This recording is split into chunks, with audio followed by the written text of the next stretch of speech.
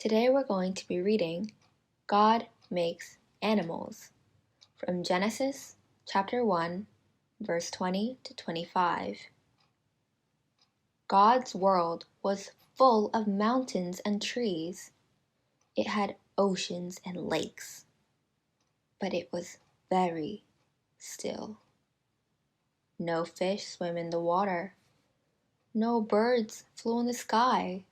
It was quiet.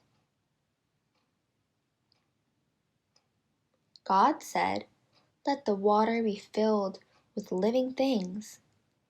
And then little shiny fish wiggled and scooted. Red and blue and yellow fish swam fast, and seahorses bobbed.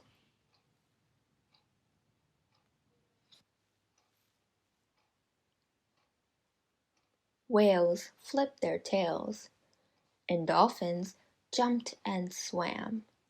Then God said, "Let there be birds, birds of all kinds." Birds of every color swooped and sang. Big eagles spread their wings, and chickens clucked. Ducks dipped their heads and quacked. But God wasn't finished.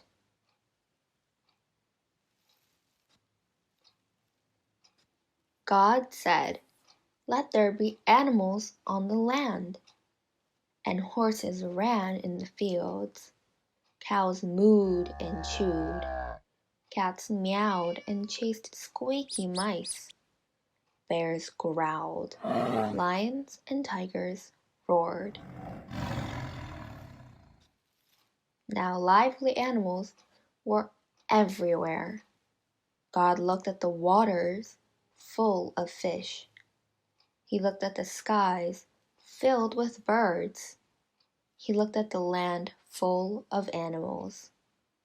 God saw that it was very good.